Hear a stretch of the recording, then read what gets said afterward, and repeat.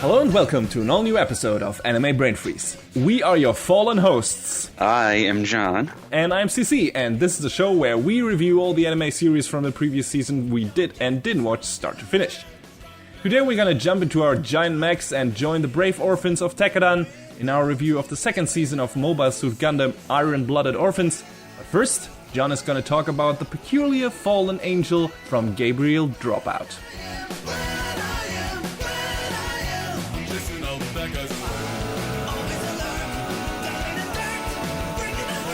Gabriel DropOut is not your run-of-the-mill slice-of-life show. It's all about Gabriel Tenmo White. She's the perfect angel in, like, the most literal sense of the word. She graduated at the top of her class and, up in angel school in heaven. And now she has to descend to the realm of the mortals to attend a regular high school to learn the ways of the humans. She's joined by her fellow angel Raphael. And apparently the same thing happens from the world of the demons. So she's joined by demons Vignette and Satanikia. Yeah, part of her name is indeed Satan. I was about to say, it's a very descriptive name. And she tries to be as mischievous as possible. Everything backfires on her. We'll talk about that. Gabriel does her best to fit in and learn how best to help humans, until one night and she discovers online games. Everything falls apart. She sees that there's so many players around her that need her help. She's playing a healer, trying to, throw out as many heals as she can. But when she finds out that her heals aren't enough, she turns to microtransactions. No! And from there, it's a sharp decline. She becomes super addicted to the game, and she changes her lifestyle in a dramatic shift from being, a very helpful, kind angel to just a complete shut-in. Just a 180 change to, the classic hikikomori lifestyle. It sounds incredibly depressing. I thought this was a comedy. It is. Pretty much everything in the show is played for laughs, no matter what it is. So one of the demon girls, like I said earlier, Vignette, she's the most undemonic demon I've ever seen in anything, because she's like, hey, you're not acting very angel-like. You should, try and come to school once in a while. And they basically have to drag her out of her apartment, kicking and screaming.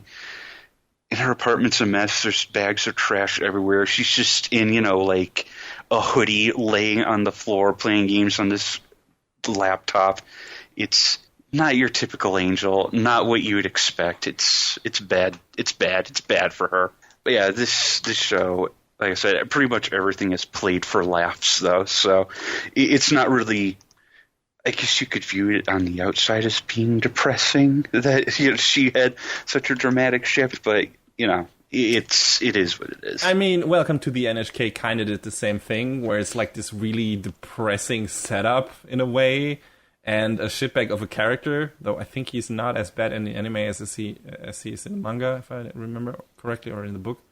Mm. And but everything, it's a comedy. Like, it's he and his body are encountering enough funny situations that it's that it's like worth enduring all the awkwardness and everything, and see them struggle with their daily lives. So I don't know, is it in that same vein? Is it like in that same style, the comedy, I mean? Or is it like turn into snappy slapstick, or is it more conversational humor? There's a lot of slapstick in there because, like I said, about one of the girls, Satanikia, she just wants to become, the greatest demon of all time, even though, the family that she's born into isn't, like, super prolific in the demon world. Let's just, trying to make a name for yourself. Good for you. And every time she tries to pull one over on Gabrielle, it never works out. Gabrielle's, I would say, in air quotes, friend, Raphael, is, like, probably another one of the worst offenders because she antagonizes all of the other characters. There's one point where does she like stay true to her I don't know, angelic ideals or something, or does she like succumb to the temptations of the real world as well, just as Gabrielle did? I mean, they don't really show that happening. They just show her trying to, goof the other characters as much as she can because she thinks it's friggin' hilarious. Okay, so she's just an asshole, kind of. Pretty much. All right. There's some scenes where Satanikia is walking down the street. She has like melon bread, and there's this running gag with this dog who's constantly after her treats. And Raphael in one episode is like, listen, you're trying to talk to this dog, but you're doing it all wrong. You have to speak to the dog in its own language. So Satanikia just stares the dog down and just starts going, ruff, ruff, ruff. Uh-huh. And you see Raphael in the background. She's trying to keep from busting a gut. How naive Satanikia is. So is she only fucking with Satanikia, and is this like an angel versus demon thing, or is she doing the same thing to Gabrielle as well? She does a little bit of this sort of thing to everyone. So right. She's out for laughs wherever she can get them. Does she get a bit of comeuppance for that, or is this like, okay? No, not really. Okay. Is like, she still a likable character, though, or it's like, oh my god, fuck her? I guess it's not entirely right to say she doesn't get her comeuppance because there is one scene where it's not really super spoilers because, this is not really a plot-heavy series so much as it is, just, like I said, nearly everything is played for comedy. But she is undone by one of her own things. Okay.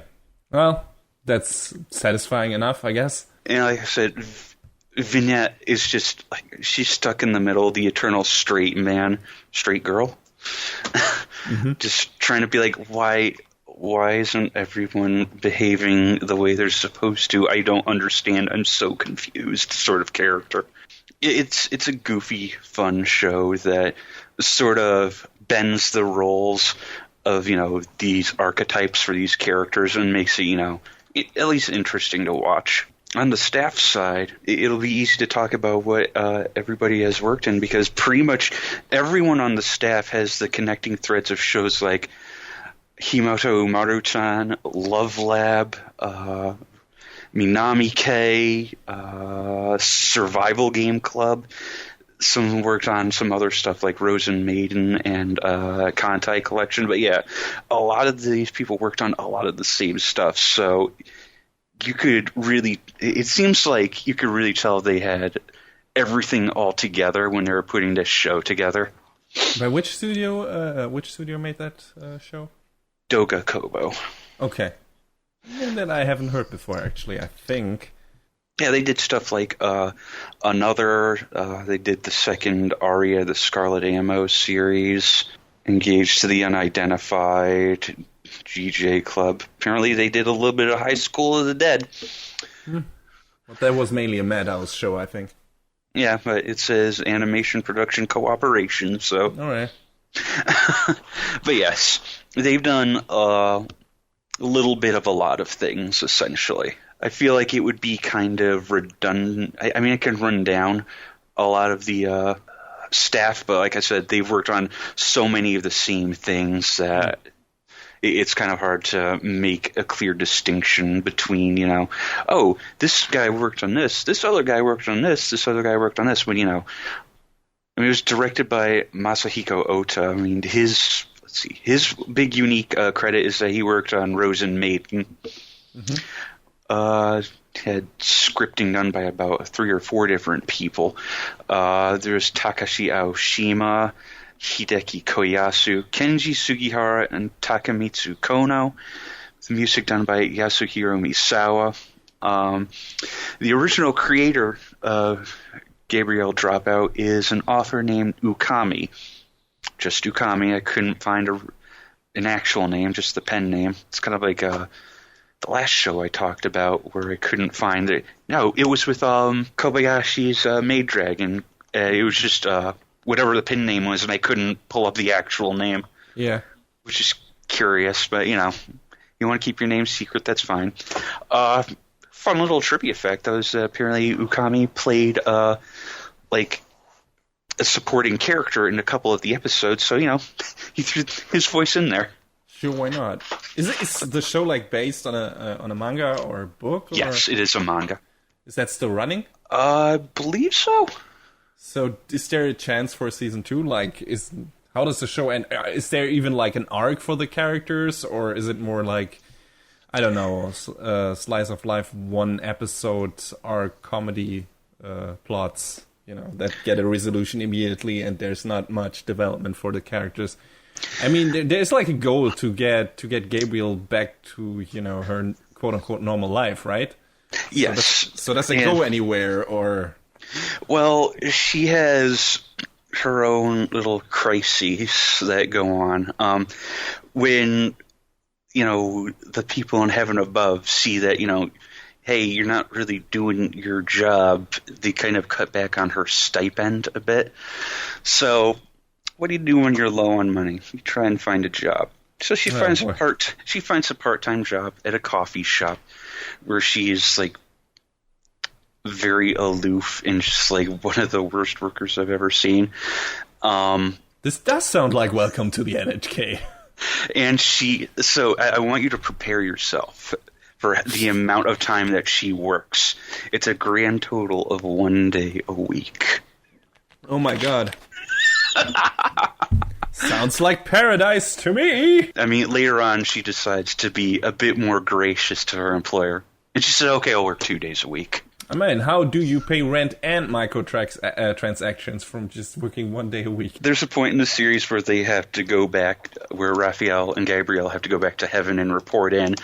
And, in heaven, they don't allow a lot of the modern conveniences of the human world. So when she tries to sneak in stuff like her laptop, it gets confiscated at the gates. So she has to somehow make do with her withdrawal from her game. Is the show like going darker places? Like, even with it mainly playing the stuff for laughs? Is it like, I don't know, trying to give some of the, I don't know, more sadder setups or the situation their due, I don't know, atmosphere? Or is it just like, no, this is all hilarious, even though it's kind of sad? Yeah, it's pretty much just all for goofs, like I said. Does it work all the time? I feel like it does, actually. Okay. Well, that's good. Because, I mean, if you can't... I found myself laughing more than anything else while watching it, so it achieved its intended effect, I believe. Was that the funniest show you watched this season, or... Funniest one? I don't know, but it certainly gave me the chuckles I was looking for all throughout, so. All right. But yeah, it's, not quite the same as other slice of life shows, I feel like, just because, of who the characters are. And I feel like that kind of helps set it apart even just a little bit. And how sometimes overly goofy it tries to be helps it out a little bit. And the characters, I feel like, were all likable as well for varying reasons. Cool. So if you're looking for something that's even Raphael.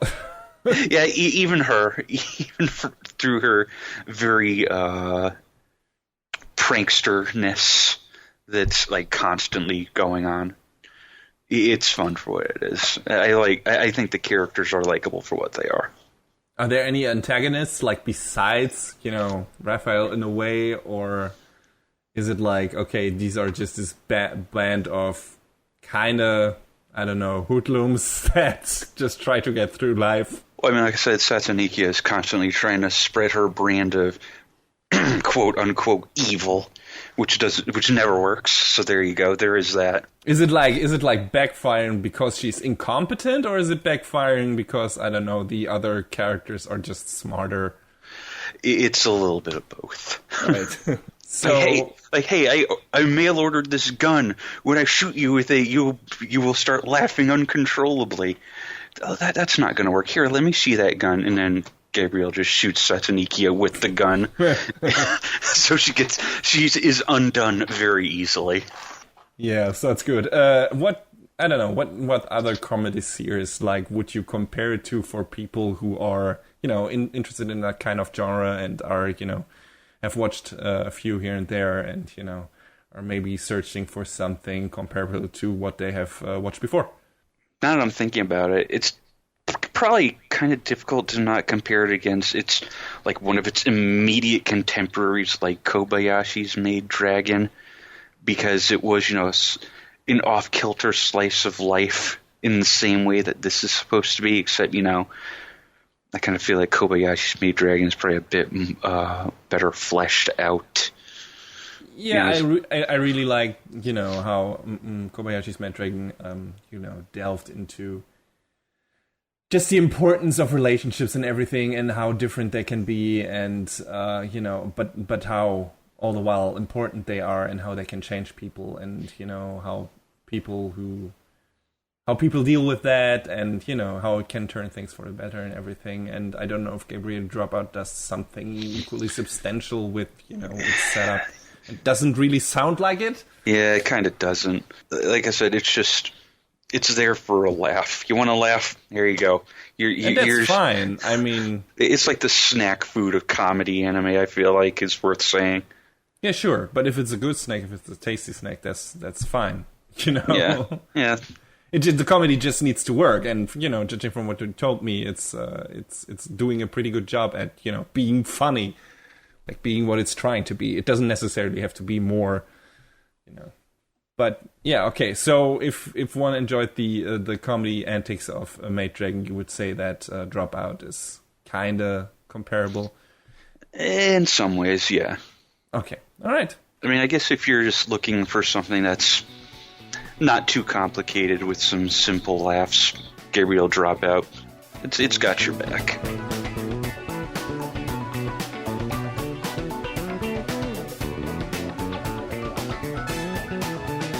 Alright, so yeah, this is a kind of a premiere, as this is our first Season 2 review of a show that we have already reviewed the first season of in an earlier episode. Episode 9, to be exact, we called Toy Soldiers. That feels like ages ago. So yeah, if you're interested in the basic setup of the series and who all the characters are, and some details on that, check out that episode first, because we won't talk about that here at length. Also, while we'll try not to spoil anything substantial from Season 2, we will talk about specific moments from Season 1, or at least one specific moment. So be aware of that if you want to avoid spoilers in general when it comes to that show. The show being Mobile Suit Gundam Iron-Blooded Orphans. And the last time we saw our characters, the main group of characters, Tekadan, had accomplished their mission to bring their, contractor, Kudelia Aina Bernstein, to Earth so that she could deliver a rising speech in favor of Mars independence. And a lot of developments result from that and the battle from the final episode of Season 1.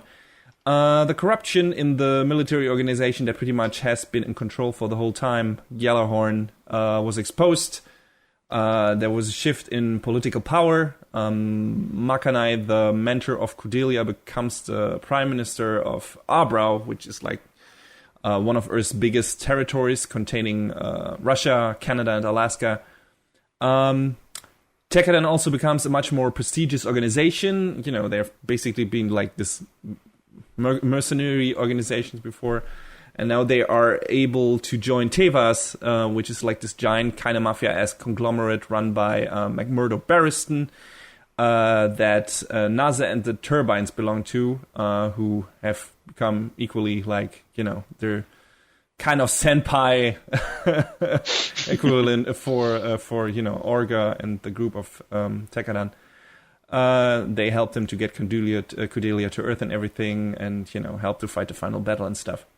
So yeah, and Tekadan also has now the mining rights for half metal on Mars, which with the help of Cordelia and her Atmos company, they ship to Abrau and their colonies. So they make a lot of money. They grow. Cordelia, by the way, for some weird reason, is like the only person in the cast that looks really different in the second season. Just in terms of character design and everything, she went from like this little princess-ish girl to full-grown businesswoman. Like from one season to another, like in the course of, I don't know, like a few months or something.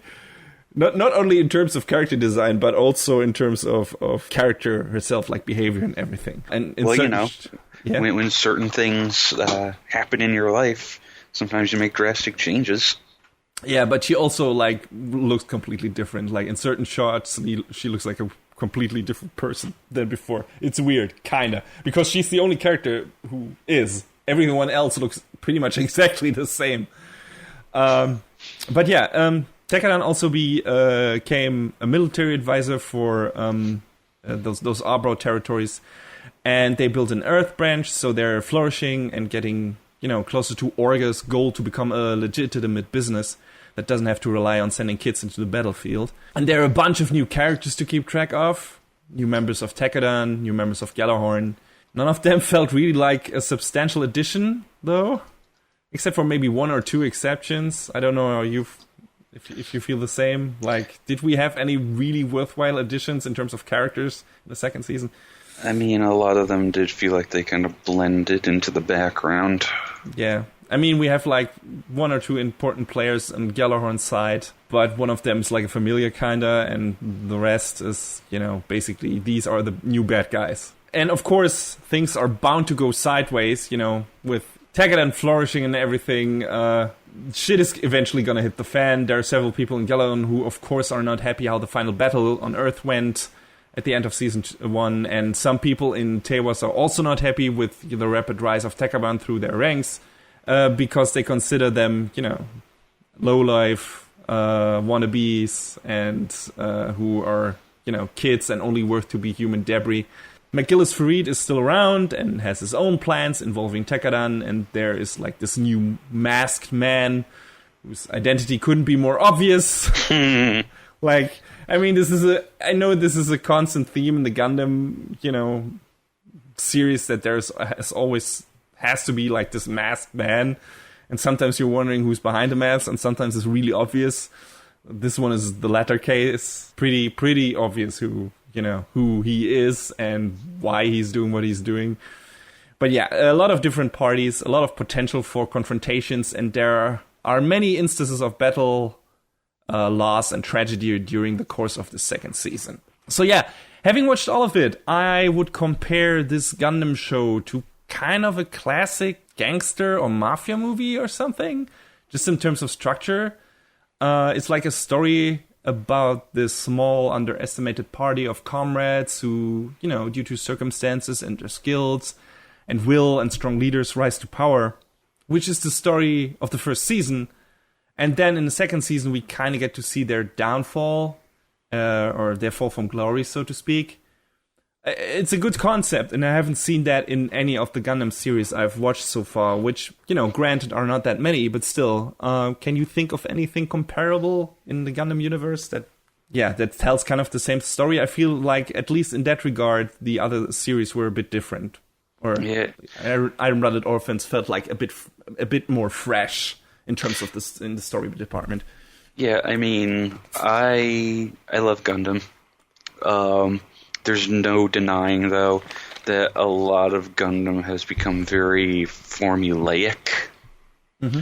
So this definitely, I can't really think of, that you're asking me, another Gundam series that follows the same sort of structure like that. Because, all through while watching this and the first series, I felt, like it was something fresh and different. And that was, it was good. That's something that Gundam needed, to break out of its norm. I mean, probably the most vastly different thing I think of Gundam, and it's arguably not Gundam at all, is Build Fighters. Yeah, sure. But that's a completely different concept, because it's kind of like, reusing that franchise to make kind of a completely different show. But, yeah, I mean, there's still a lot of the same themes in this series that are in the other Gundam series as well. war being bad. I mean, that's a very common theme. And the Earth versus the colony, although it's now versus the colonies, although now it's Earth versus Mars and everything. There are some of the same themes in there, but just in terms of how the story goes, this is kind of a thing that I would see. I would have expected to see more like in a gangster drama, like in 91 Days or something. And not to get ahead of ourselves, but since this is a season 2 review, why not mix up the structure a bit? I think the ending to the show was rather satisfying. Would you agree? Definitely. In terms of where some of the characters ended up and having enough closure and epilogue. I think for some of the characters, or maybe even a lot of them, you would have liked to for them to end up at a different place. But at least it felt like, okay, this is a solid wrap on the story. It's not like there are a lot of open threads, hanging around or stuff like that. It felt like an ending. And, it felt like, okay, this is where we wanted to go, at least from a certain point onwards. And, okay, this is how we wrap this up. And, yeah, we kind of thought at least this part through. The problem with this second season are kind of sprinkled in between the beginning and the ending. So after an interesting start, there are a lot of story beats that take way too long to develop and move forward, and some of them are way too predictable to build enough anticipation to make the wait worth it. There are some character deaths that feel like they were thrown in for shock value and that don't get the emotional payoff that they deserve. There is a really strong mini arc right in the middle of the season. I'm pretty sure you know which I'm talking about, where it's like this grand battle that is like caused by an outside source, or it's basically something from the past that gets revived or something, and yeah, that interferes with what is happening at the with the characters at that certain point in the show. And that was just a cool little mini arc that had high stakes and all the parties pretty much engaging, trying to eliminate this one danger, this one enemy. And that was just in terms of fights, in terms of animation, in terms of cool character moments. A lot of cool stuff happened in that mini arc. In general, I think the fights in the second season just look a tad better than in the first. And they already look good in the first. I don't know if you agree with that, but I think just in terms of on the animation level and everything, I think the second season was in certain parts a step up even more to the first season. Yeah, it felt like it had a little bit more polish on it. You're right. Like I said, the mini arc was pretty good, but again, the fallout from that arc takes way too long to have, the impact on the story that you can already kind of see coming from miles away. Like there's something, that the characters or that Tekkadan has to do to take this, this rising force out. That comes back later in the story, but it takes way too long to get there for that thing to again appear and for you to see, okay, this is where this leads. This is what this has been building up to, and this is how the story continues. But and you could already guess where this is going. It's kind of hard to talk about this in a vague way without spoiling too much. But yeah, like I said, a lot of the story beats in this show, like during the course of the second season, were kind of too predictable and took way too long to develop, for to build any anticipation. The show meanders a lot, again, and it feels like they are really stretching to get to those 50 episodes. Like we said, it pulls together at the end, but to get there, you have to deal with a lot of bad pacing and slowly moving, unfocused, and kind of shoddily handled story moments. I don't know if that bothered you as much as it did me, but I felt that in a lot of episodes in the show, like they felt really like they were just wasting time. I mean, I see what you're saying, but I still feel like I got, the level of enjoyment out of it that I wanted to. I guess I'm just a simpler person. I wouldn't say that. But, coming off of, I'm constantly going to go back to stuff like Age and G-Reco, because, they are the stuff that came immediately before this. Oh yeah, this is tons better than those. Yeah. No question there. But that's why I had such a problem with the second season, because the first season was so good and had so many interesting setups that my expectations were set much higher for this than, for the shows that came immediately before it, because I didn't even manage to watch all of those through to the end. And after the first season of Iron-Blooded Orphans, I don't know if you remember, but we were both pretty hype about the implications of certain, story beats in the show at that point. Yeah. And that's why I was like pretty hyped for a second season. Like, I know a lot of Gundam seasons tend to, Gundam shows tend to fuck themselves up in their second season.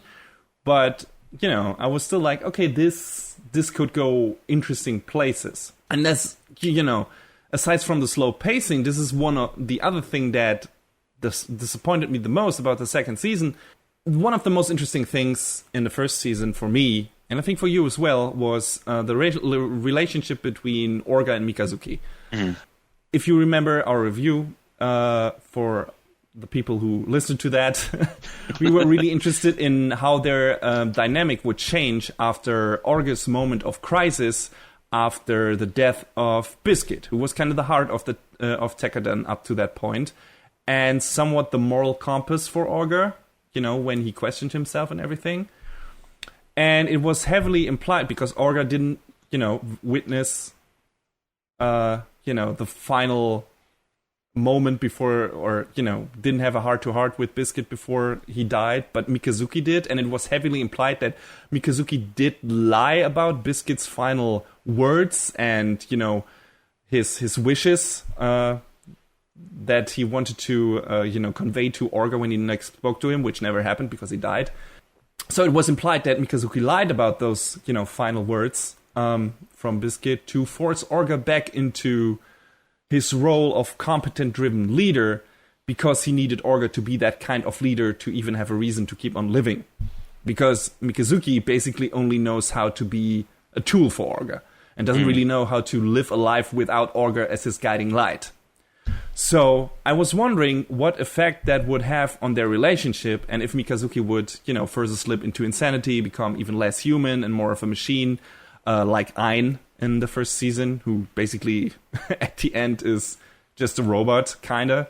Well, and has pretty much in a literal sense. Yeah, he's basically fused with the Gundam, and only his, a copy of his brain remains in program code or something. So, and that is also heavily implied at the end of season 1, because, he can't move one of his arms anymore without sitting in the Gundam. And his body further deteriorates in the second season to the point where he basically can only lie around if not connected to Barbatos. And can't move any of his limbs anymore. So, yeah, those were some interesting themes. Those were some interesting setup. And what do they do with all of those interesting setups in the second season? Abso-fucking-lutely nothing. Like, Orga's and Mikazuki's dynamic doesn't change. The thing with Biscuit isn't really brought up again. So there's no interesting drama resulting from that. Like, there's no confrontation between Orga and Mikazuki because of the stuff, and Orga doubting his goal. He stays like this kind of driven, not flawless, definitely not flawless, but, kind of clear-minded leader that means best for, all the people around him. And Mikazuki stays like the strong, focused, like heavy-hitting fighter that can basically solve any situation, almost any, with just beating every enemy to a pulp. And the human or machine thing is a constant presence, with Mikazuki and his deteriorating body and everything, and, Farid's plan also plays a bit into that. But it's not really discussed or has any emotional impact on the characters or story whatsoever. So, yeah, Mikazuki doesn't really care that he is a cripple as long as he is, able to support Orga's dreams. So he stays like this simple, single-minded force in the background. and doesn't really have to rethink his way of living, and neither does Orga, and I was kind of hoping for that. I was just hoping for those two characters, like, clashing with each other. Mikazuki trying to force Orga to, like, stay on his course, and Orga overthinking at a certain point, you know, what have I been doing up to this point? Haven't I already reached the goal that I wanted? And why don't I stop here? And this should be the end. And I was just waiting for stuff like this to happen, and it really doesn't. It feels like maybe Mari Okada had an interesting idea where she wanted to take the character stories in the show, but then for one reason or another decided against it after season 1, or was forced to abandon them for a more streamlined rise and fall story of Tekadan, or she knew how she wanted to end the series but didn't really know the details on how to get there, which would explain the general meandering, unfocused storytelling in season 2. If I remember correctly, you were pretty interested in learning more about the Alaya Viana system, which we also didn't get. Yeah, that didn't happen at all. Yeah. So basically all that promising stuff that made the wheels turn in our heads at the end of season 1 because it had the most potential for interesting story developments didn't go anywhere in season 2 or got, you know, thrown out entirely. And that was kind of a big letdown for me.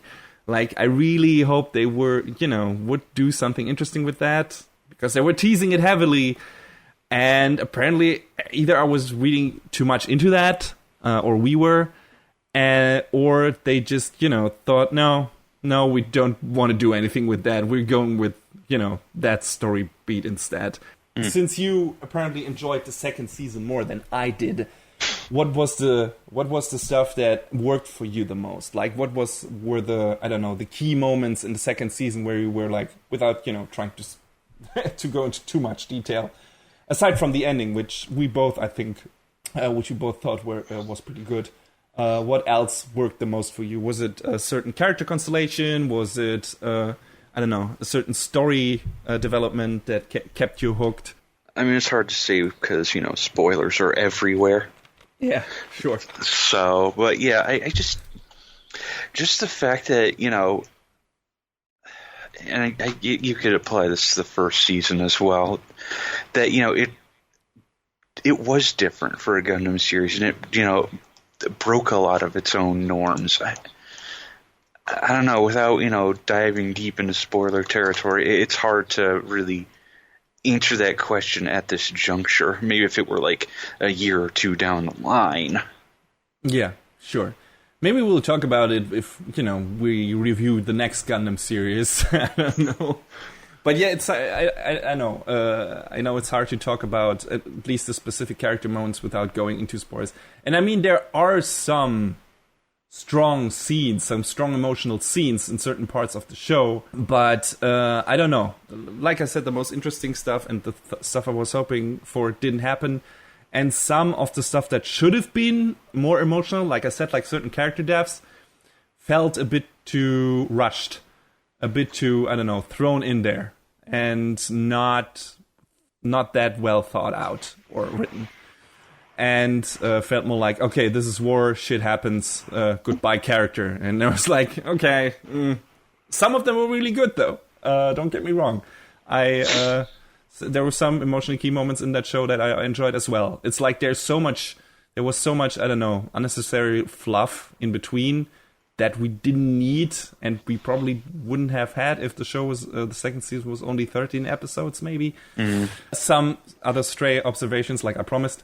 I'm still not a fan of, the whole bigamy, harem, child marriage thing in this show that already happened in the first season. Like, I don't know why that is in here, if it's supposed to be like a neutral discourse on relationships and how they, can differ and how all of them have equal value in a way. I mean, like I said, in a way, Kobayashi's Dragon Maid did that. But love is love and whatnot, but some of the stuff just felt really icky in Gundam. I don't know. Just the way it was executed just didn't sit right with me, and it felt a bit, bit clumsy. I don't know. I don't know if you felt the same or if it didn't bother you, but some of the stuff was just like, okay, what are they trying to do with Fareed and his little child bride? Oh, God. Does this have to be a thing, and does it have to be in the show, like, again and again and again? Yeah, that was really like, every time it came up. The stuff with Mikazuki, Cordelia, and Atra, keeps on happening. And I think they kind of get that to a satisfying ending, at least in a way, how at least two of the characters end up. And it's like, okay, I guess this works. And so that didn't bother me as much in the ending. But it was like, okay, I don't know. I don't know why this was in the show. It didn't have to be. I mean, at least it works better than, McGillis. Yeah, that's it. Talking about McGillis, the first season made him out to be like this, I don't know, oh, he's the guy behind the scenes, and he is the master plan, and he's the puppet master, and he's playing everyone, and he maybe has good intentions, but, watch out for that guy. And turns out his master plan kind of sucked. Yeah. I mean, it involved some complex planning, I guess, but it boiled down to something I don't know. It was kind of a big play, and it, I don't know, it was a big wager on his part, and I would have tried to come up with a much safer plan, and it really didn't work out for him, I think, that well. I mean, not to go into spoilers again, but once it is revealed what he's trying to do, I was scratching my head and was like, really, this is your plan and you think that's gonna work out? And turns out it really doesn't. And I'm not surprised it didn't. So, and his motivation, while understandable, was very basic, and for such a seemingly complex character was kind of a letdown to what it boiled down to, and how it was wrapped up. I mean, it's supposed to be like this. His tale is supposed to be maybe one of the most tragic, how his character was formed and what is, like what I said before, what his motivation is and how it, how it came to be and everything. But at the end, it just felt kind of like, okay, there were other ways for you to get your resolution to this, and you are maybe a bit too narrow-minded, and that. Maybe that was the moral of the story. Just like a lot of other characters in the show, maybe he was just too narrow-minded and too focused on this one single view, and that was his problem. And eventually, his downfall and everything, and that goes with the downfall, the rise and downfall of Takadan. Very much is connected to that, but still, it felt kind of weird at parts. And was a bit of a letdown in the emotional department. I expected more there as well. I don't know how you felt about McGillis in the end. Yeah, I think, they were just, like you were saying, just trying to play off of his hubris a lot. And yeah, it just didn't 100% work. Yeah, he just felt such a cool, conniving character in the first season. It's who seemed to, have everything together and know where he was going. And by the end of second season, you're wondering about that. Okay, maybe not. And yeah, like I said, the child bride thing didn't help. Not really. That's tough to get over. Just even thinking about that after the fact. Yeah. It's man, dude, come on, dude. Yeah. Even if it was okay, I'm only doing this to gain power, he is not acting like he's doing that for power, so... No. So, yeah, it's kind of weird. He's acting like he's doing it because he's a creeper. Another thing, although more on the funnier side, at the beginning of Season 2, I thought one of the new members of Takadan, called Hush, might turn out to be the next Shin Asuka. Of this. That's what I was thinking, and then they're like, nope. No, boy, was I wrong. He actually turned out to be a cool character. But we got a Shin Asuka in Eok. He gets that questionable honor, but at least he's supposed to be a bad guy, unlike Shin was. Shin was supposed to be a good guy, and that, wow, man, he fucked that up. Well, everyone loves Shin because everybody, if you're not Japanese, you hated Kira. Yeah, sure. I didn't hate Kira. Fucking, I can't stand Kira, but everyone in Japan's like, oh, he's the greatest Gundam protagonist ever. Shut up. You're lying to yourself. Shin was worse. At least Kira's competent in a way. Shin wasn't. He was just a good fighter, but also an idiot. And Eok is nothing, so he's neither a good fighter, nor competent, nor anything. He is doing a great job at being the worst, dumbest, most arrogant idiot in the show, who is like doing everything wrong, getting his comrades killed, attacking the wrong people, having no idea of what is going on.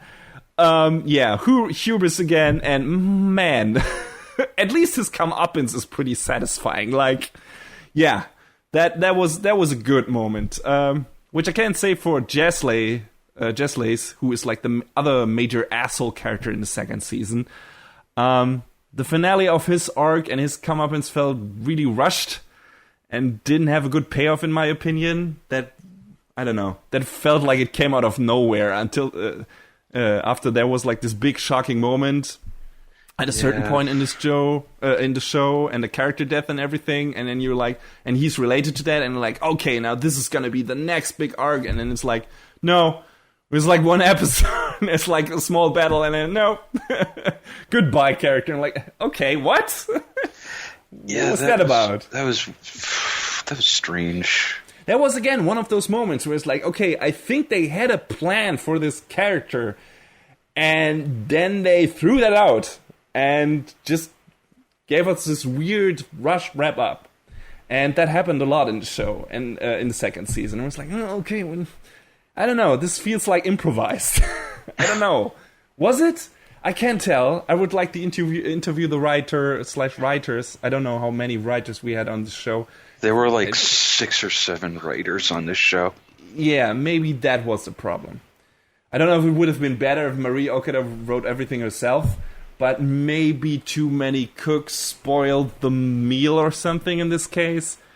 Well, I mean, a lot of these writers, they worked on like a ton of different projects. Unlike, the more unified front that Gabriel DropOut was on, it's like you had people who were working on all sorts of things. So I'm sure they brought all their own ideas. Like, hey, we can make this happen, and we got what we got.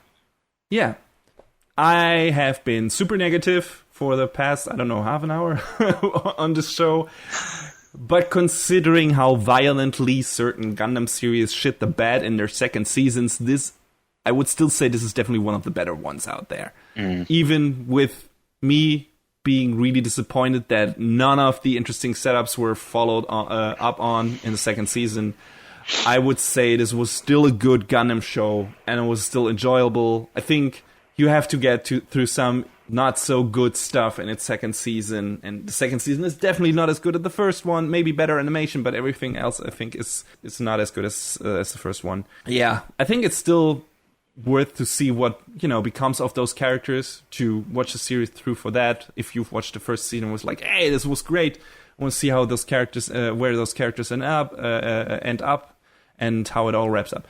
I think it's worth to watch the second season for that, but don't be surprised if you won't be that happy with everything that happens in the show. And I'm not talking about a feel-good, happy ending. Nobody expect that from a Gundam show anyway. I'm just talking about, certain shoddy character developments and everything. So, don't be surprised if some characters don't get their, due time that they deserve and everything. But, yeah, while we're at it, how would we rate this compared to other Gundam shows we have seen? I mean, you've probably seen more than me, and I have a guess that Build Fighters is still ranking above this for you because you really love that show. Am I wrong? I do love Build Fighters, an almost unreasonable amount of love I have for that show, but it's also not a main mainline Gundam series, so I don't feel like it belongs, in that same in a comparison of all of the other shows. I haven't seen a lot of the older stuff. I think, like many people, the first one I saw beginning to end was Gundam Wing. Like I remember watching Gundam Wing and thinking, being my how old would I have been? Probably when it hit American TV. How old would I have been? Maybe about 13, 14, and thinking, this is fucking radical. And then maybe like the year, I forget when it was after that, but after Gundam Wing ran its course, Toonami then picked up and started showing the original, like the 1979 Mobile Suit Gundam, and I feel like my opinion on that series hasn't really changed. That didn't go well, did it? If I remember correctly, the 1979 Mobile Suit Gundam is kind of a fucking mess, no matter how you slice it. I only saw the compilations movies on that, and I don't know how much of how much character development they had to subtract because of the runtime of the movies and it being a long series, but. Man, does it feel like we're jumping from one moment to another without much connective tissue there. Me and a friend watched through the 3 compilation movies because we wanted to have some universal century knowledge for Gundam Unicorn. Because that was a show we wanted to watch because of the great animation and everything. Was like, okay, we have to... since this is like playing in the Gundam universe that is kind of connected between series, being the universal century stuff, we have to at least watch some of the stuff. So we watched that, and I believe Char's Counterattack. Yes, we didn't watch anything of Zeta, but those was the stuff we watched. And boy, that we had a lot of laughs, like that. Old late 70s, early 80s Gundam was. Yeah. Was weird. Yeah. Was kind of fun in certain parts, but not intentionally. And I guess that goes for all anime from that time, maybe, but also Tomino and Tomino. Bless your heart for creating Gundam, Yoshiyuki Tomino, but your vision was a strange one. Yeah. Going back a second to, you mentioned Unicorn, and you didn't really talk at length about it after Re 0096 aired. I tried watching that show, and I watched it beginning to end, and I walked away from it kind of like, what? Well, the ending was weird, but I still got the gist of it, and I was just like, I felt like it had interesting story beats, and the characters were rather cool and everything. So, yeah, out of the Universal Century stuff, I enjoyed that one the most. Like I said, I haven't seen Zeta or Double Zeta or anything. But, yeah, that was like had the most interesting characters to me, and of course looked the best and everything, and had the most interesting story, even though it got really weird in its final fight and final confrontation and everything. Yeah. But so did Char's Counterattack, so... Yeah, I mean, I won't deny Unicorn its level of quality and polish, because it is a beautiful series / whatever format you watch it, be it the OVAs or the recut TV version. Yeah, you watch the OVAs, I watch the TV version. And I don't know enough about the OVAs. I don't think we know enough about our opposing format in which we watched it to really draw a lot of comparisons and, figure that out. But did they add anything for the TV show? Do you know that? I'm honestly not sure. Okay. Because it felt like the pacing of the OVA was pretty much like, I wouldn't say perfect, but well done, and couldn't use any more filler. And, there are enough, conversations and everything, and enough action, spread evenly throughout the OVA. So I'm wondering if they, put more stuff into the TV show, if, this show doesn't suffer or wouldn't suffer from that. So I wonder if they did that. I mean, like I said, Gundam Wing was the first one I watched. Then there was kind of a gap until Seed hit over here. Although, to be fair, there was only 2 shows in between. I think I started to watch Gundam X, but I didn't get too far in it. And I just never touched on Turn A Gundam, but I hear it goes to some weird places where they were trying to be like, yes, all of the Gundam timelines are unified. Yeah, this is the end of all Gundam. Yeah, pretty much. Like, I never watched Zeta, Double Zeta, Victory. I'm pretty sure I watched pretty much. That's not true. I didn't watch all of Seed because I hated it. I watched all of Seed. I watched all of Seed Destiny. I'm sorry. Why did I waste my life? But then when 00 came about, that was when I really started trying to make a concerted effort to watch Gundam series beginning to end. So, you know, and Gundam 00 definitely got me back hooked back after Seed Destiny left me so fucking cold. I kind of feel like in retrospect that 00 was Wing version 2, but I still liked it for what it was.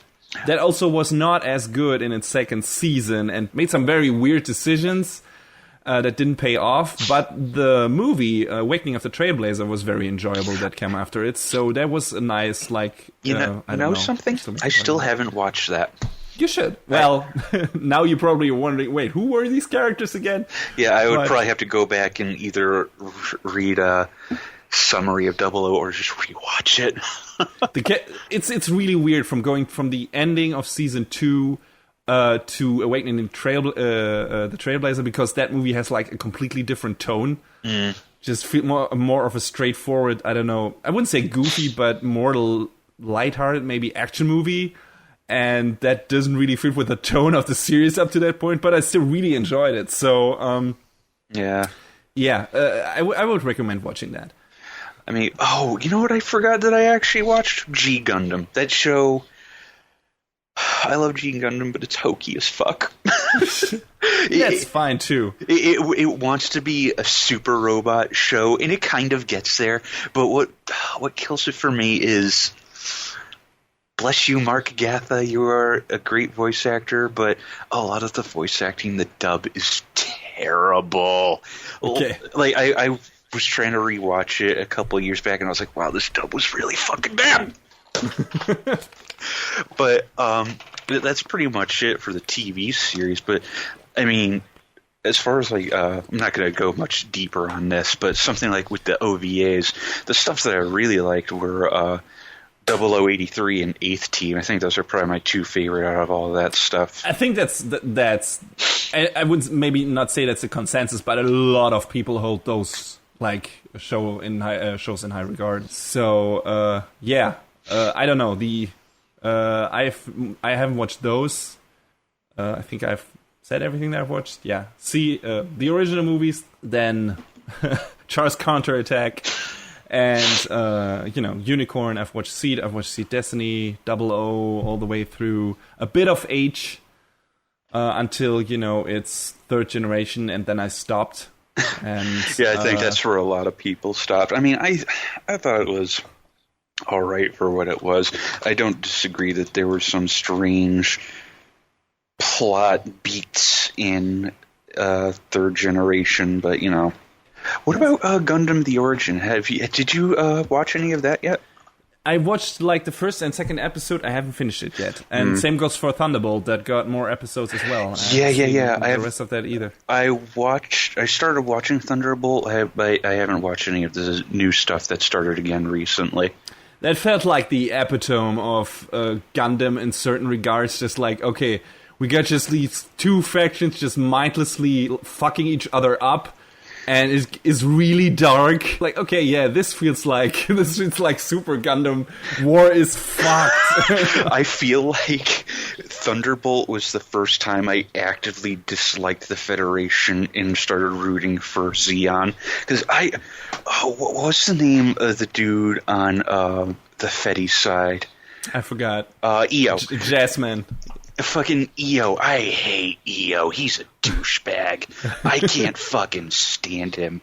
So then when they introduced what's his name on the Xeon side, it hasn't been that long since I watched, but him, I felt like, I was able to get on his and the other Xeon soldiers level a bit more. Daryl, now his name popped into my head. Like, I like Daryl and his crew a lot more than EO.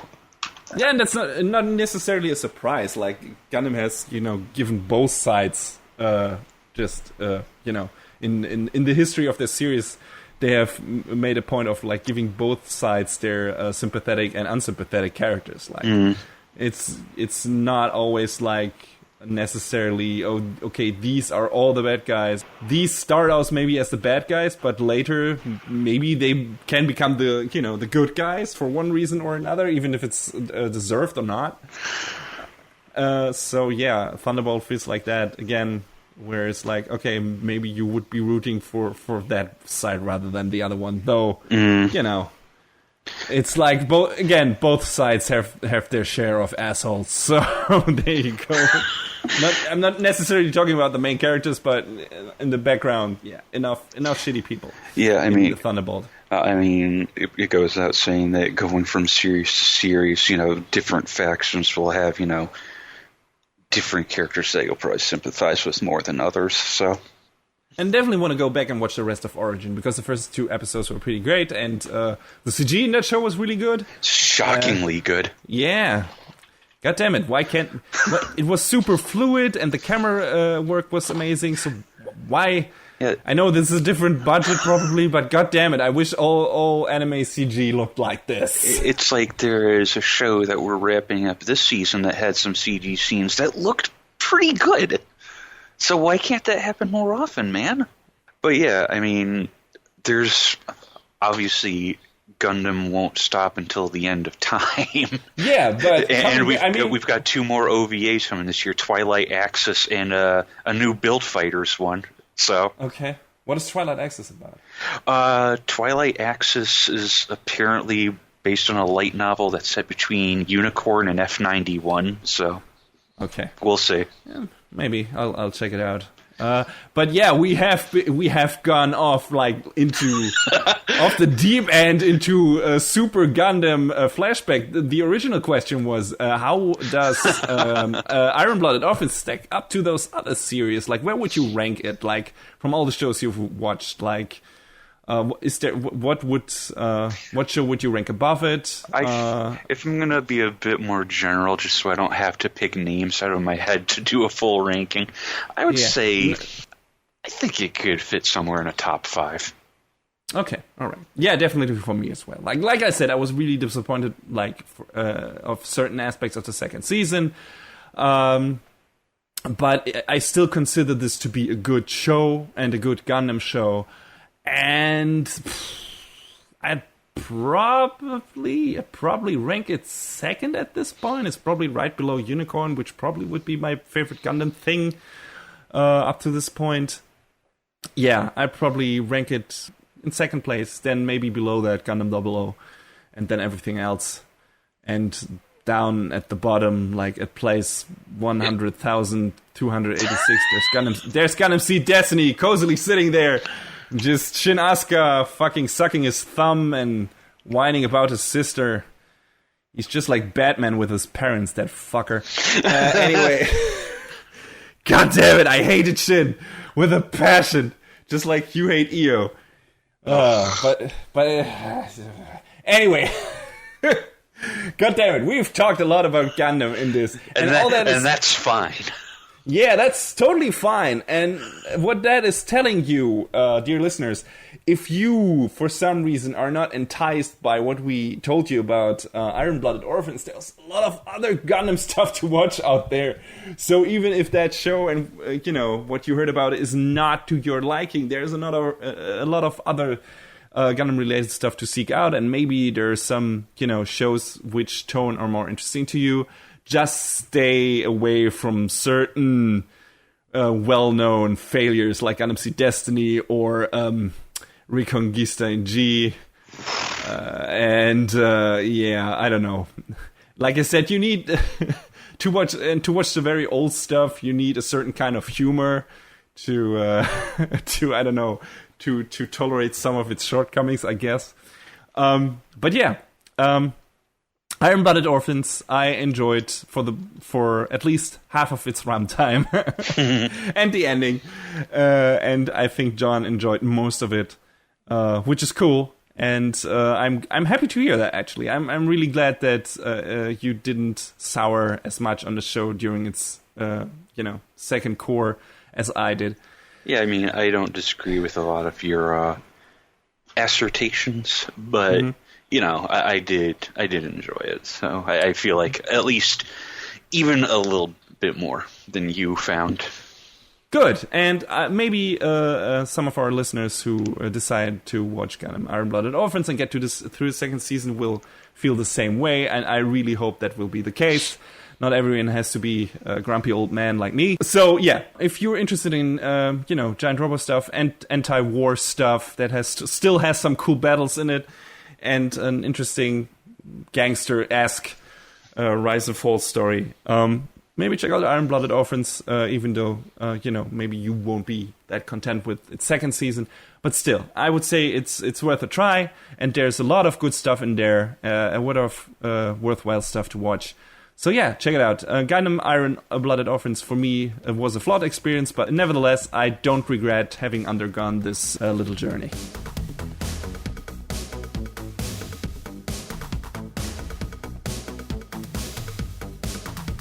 And that is a wrap on the 31st episode of Anime Brain Freeze. All the music in our show is from the Double Dragon Neon soundtrack by the amazing Jake Kaufman. Please go to vrit.bandcamp.com and check out his awesome work. You can find us on YouTube, Facebook, Twitter, iTunes, Stitcher, SoundCloud, and animebrainfreeze.com. Leave us comments and questions anywhere you like, or send an email to animebrainfreeze@gmail.com. We would love to read your feedback. Thanks for tuning in. We hope you had a good time, and please join us again on our next show. Macht's gut. See you later. Next time on Anime Brain Freeze. CG meets 2D gone wrong in the most gloriously baffling and hilarious way possible.